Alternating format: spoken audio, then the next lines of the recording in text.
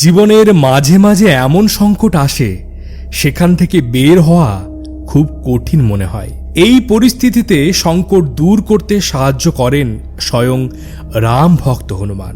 তাই প্রত্যেক মঙ্গল এবং শনিবার দিন পরামর্শ দেয়া হয় হনুমানজির আরাধনা করতে। হনুমানজি হলেন জাগ্রত দেবতা, তিনি এই পৃথিবীতেই থাকেন, তাই তাকে ডাকলেই পাওয়া যায়। ভক্তদের সমস্ত কষ্ট দূর করেন তিনি। তাই শুধু শনি এবং মঙ্গলবার নয়, সপ্তাহের প্রত্যেকটি দিন হনুমানজির আরাধনা করা উচিত এবং সমস্ত সংকট থেকে তিনি রক্ষা করেন বলে তাকে সংকট মোচনও বলা হয়। হনুমানজির আরাধনা করলে সমস্ত কষ্ট থেকে মুক্তি পাওয়া যায়। প্রত্যেকটি বাড়িতে প্রত্যেকটি মানুষের জীবনে এমন কিছু সমস্যা থাকে যা কিছুতেই কাটতেই চায় না, একের পর এক ঝড় ঝাপটা আসতেই থাকে। যদি এমনটা ঘটতে থাকে আপনার সঙ্গে, তাহলে স্মরণ নিন বজরংবলীর এবং তার সাথে সাথে হনুমানজির একটি বিশেষ ছবি অনেক সমস্যা থেকে মুক্তি দিতে পারে।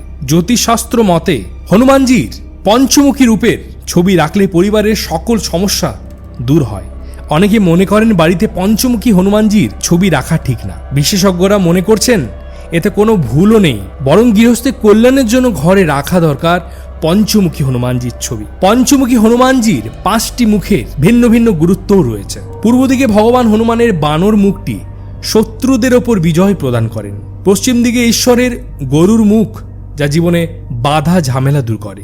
উত্তর দিকে ভগবান হনুমানের বরাহ মুখ অর্থ, সম্পদ, খ্যাতি এবং শক্তির কারণ হিসাবে বিবেচিত হয়। হনুমানজির দক্ষিণমুখী সিংহ মুখ অর্থাৎ নরসিংহ মুখ সমস্ত রকম ভূত, প্রেত, কালাজাদু, ভয় ইত্যাদি দূর করে থাকেন এবং ঊর্ধ্ব দিশায় ঘোড়া মুখটি অর্থাৎ হাইগ্রীব যে মুখটি আছে, সেই মুখটি সেই ব্যক্তির ইচ্ছা পূরণ করে, সন্তান প্রাপ্তি এবং সংসারে সুখ শান্তি প্রদান করে থাকেন। পঞ্চমুখী হনুমানজির ছবি রাখা উচিত বাড়ির প্রবেশদ্বারে অর্থাৎ সদর দরজার উপরে। সেই দরজাটি যদি দক্ষিণমুখী হয় তাহলে সব থেকে ভালো, কেন কি বাস্তু অনুসারে নেতিবাচক শক্তি বাড়ির দক্ষিণ দিক থেকে আসে। তাই দক্ষিণ দিকে পঞ্চমুখী হনুমানজির ছবি রাখলে ঘরে সুখ শান্তি সমৃদ্ধি ইত্যাদি প্রাপ্তি করা সম্ভব। এবং তার সাথে সাথে প্রত্যেক দিন হনুমানজির এই মধুর মন্ত্রটি পাঠ করুন অথবা শ্রবণ করুন হনুমানজিকে প্রসন্ন করতে। বিশ্বাস করা হয় এই মন্ত্রটি শ্রবণে হনুমানজি অত্যন্ত প্রসন্ন হন এবং সেই ভক্তের মনের ইচ্ছা আকাঙ্ক্ষা ইত্যাদি পূর্ণ করেন এবং সমস্ত বিপদ আপদ থেকে রক্ষা করে থাকেন স্বয়ং বজরংবলী। চলুন তাহলে ভগবান বিষ্ণুর নাম নিয়ে এই মন্ত্রটি আমরা 51 বার শ্রবণ করি। ওম নমো ভগবতে বাসুদেবায়।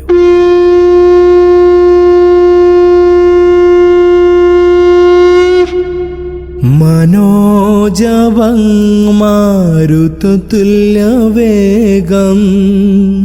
जितेन्द्रियं बुद्धिमतां वरिष्ठं वातात्मजं वानरयूथमुखं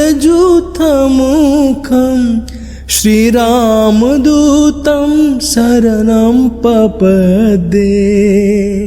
मनोजवं मारुततुल्यवेगं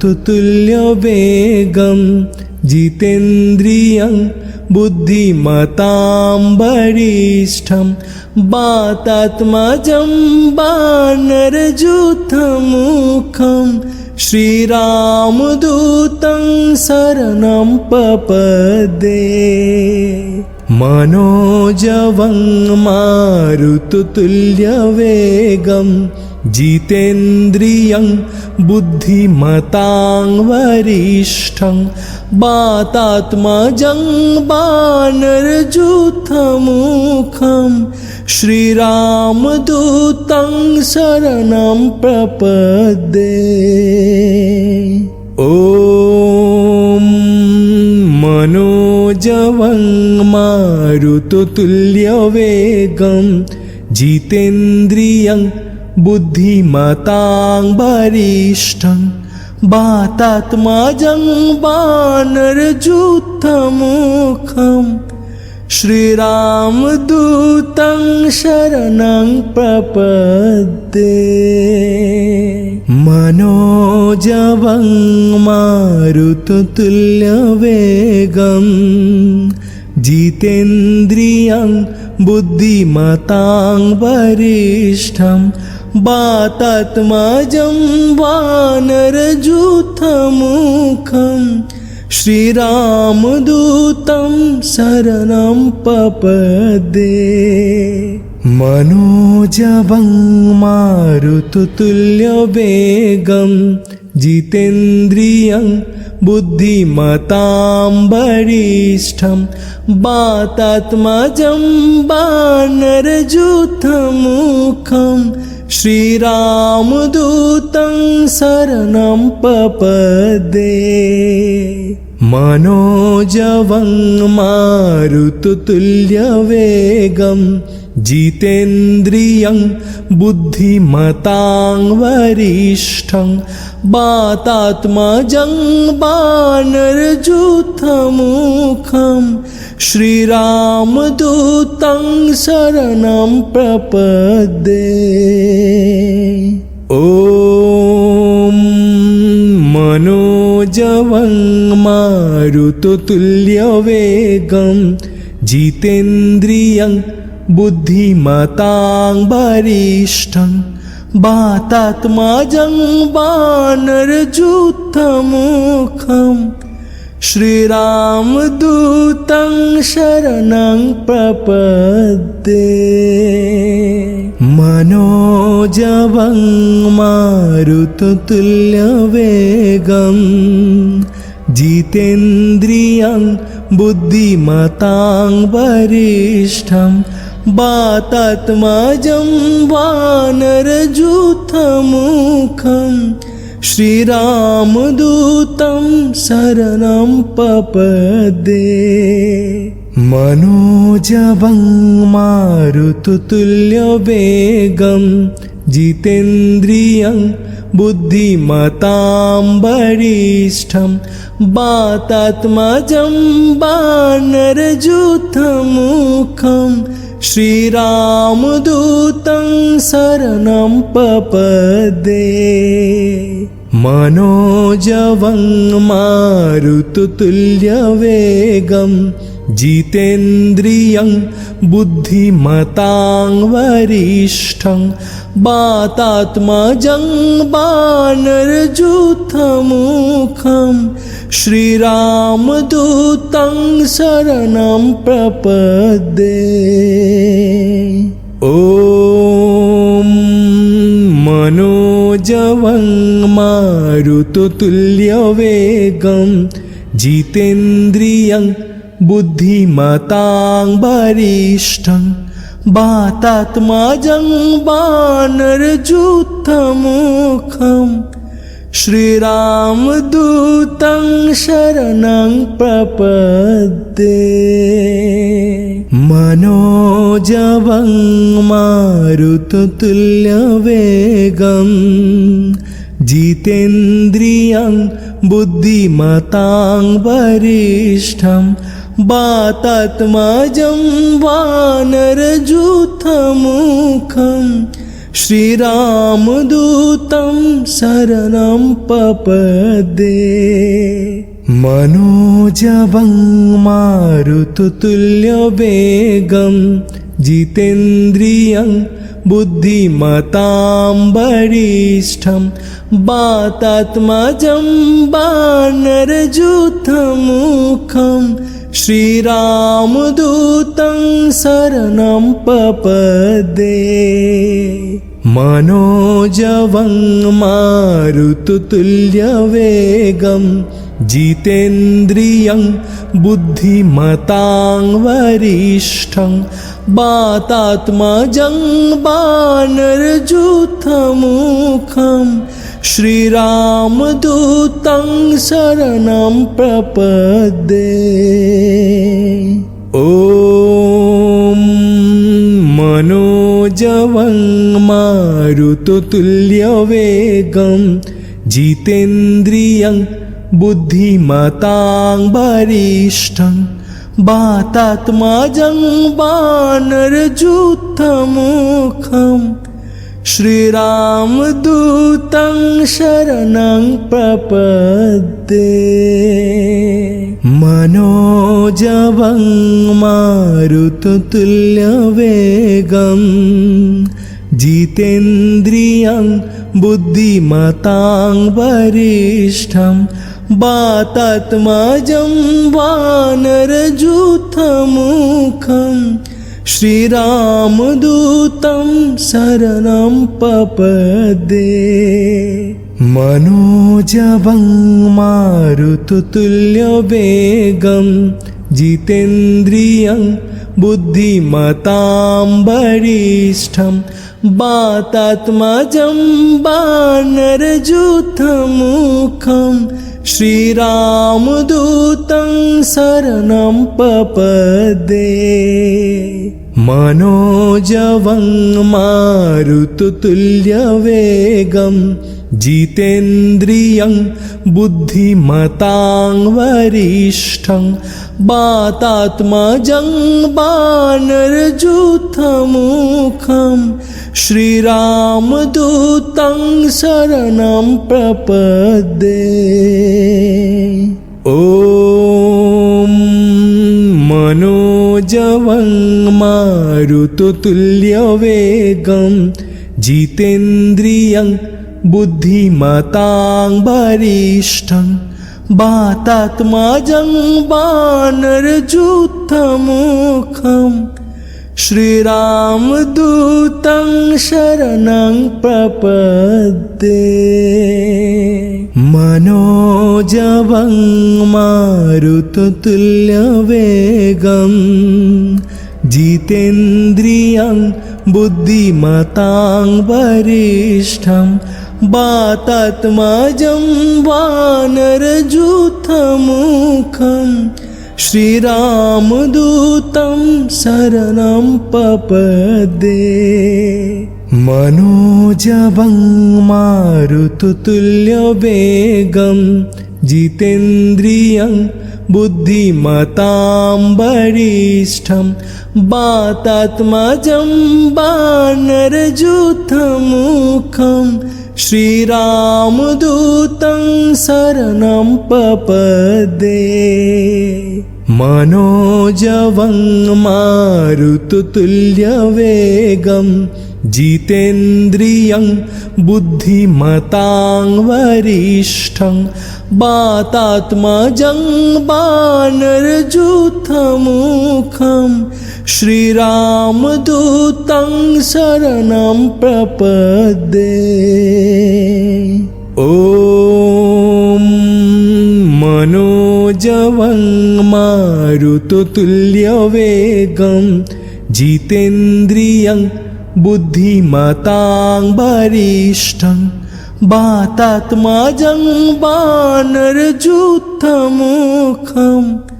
श्रीरामदूतं शरणं प्रपद्ये मनोजवं मारुततुल्यवेगं जितेन्द्रियं बुद्धिमतां वरिष्ठं वातात्मजं वानरयूथमुखं श्रीरामदूतं शरणं पपद्ये मनोजवं मारुततुल्यवेगं जितेन्द्रियं बुद्धिमतां वरिष्ठं वातात्मजं वानरयूथमुखं श्रीरामदूतं शरणं पपद्ये मनोजवं मारुततुल्यवेगं जितेन्द्रियं बुद्धिमतां वरिष्ठं वातात्मजं वानरयूथमुखं श्रीरामदूतं शरणं प्रपद्ये ॐ मनोजवं मारुततुल्यवेगं जितेन्द्रियं बुद्धिमतां वरिष्ठं वातात्मजं वानरयूथमुखं श्रीरामदूतं शरणं प्रपद्ये मनोजवं मारुततुल्यवेगं जितेन्द्रियं बुद्धिमतां वरिष्ठं वातात्मजं वानरयूथमुखं श्रीरामदूतं शरणं पपदे मनोजवं मारुततुल्यवेगं जितेन्द्रियं बुद्धिमतां वरिष्ठं वातात्मजं वानरयूथमुखं श्रीरामदूतं शरणं पपदे मनोजवं मारुततुल्यवेगं जितेन्द्रियं बुद्धिमतां वरिष्ठं वातात्मजं वानरयूथमुखं श्रीरामदूतं शरणं प्रपद्ये। ॐ मनोजवं मारुततुल्यवेगं जितेन्द्रियं बुद्धिमतां वरिष्ठं वातात्मजं वानरयूथमुखं श्रीरामदूतं शरणं प्रपद्ये मनोजवं मारुततुल्यवेगं जितेन्द्रियं बुद्धिमतां वरिष्ठं वातात्मजं वानरयूथमुखं श्रीरामदूतं शरणं पपद्ये मनोजवं मारुततुल्यवेगं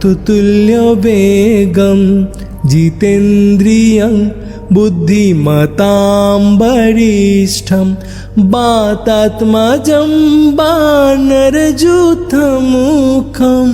श्रीरामदूतं शरणं पपद्ये मनोजवं मारुततुल्यवेगं जितेन्द्रियं बुद्धिमतां वरिष्ठं वातात्मजं वानरयूथमुखं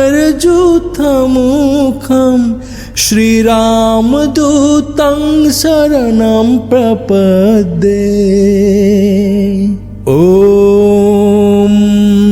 मनोजवं मारुततुल्यवेगं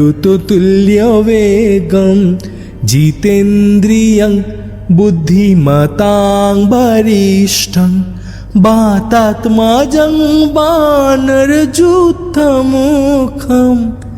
श्रीरामदूतं शरणं प्रपद्ये मनोजवं मारुततुल्यवेगं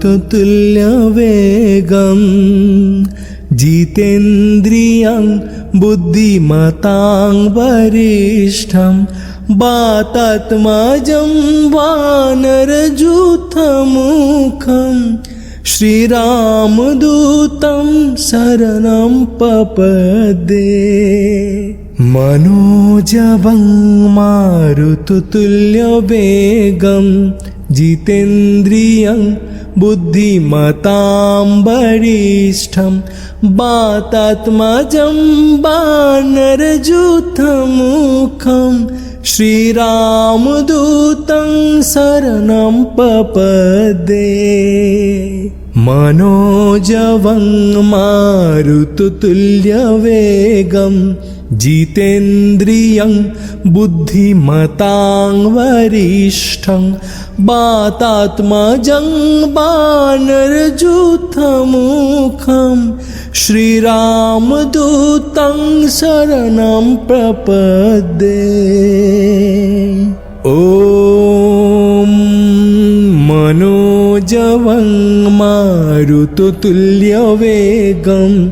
जितेन्द्रियं बुद्धिमतां वरिष्ठं वातात्मजं वानरयूथमुखं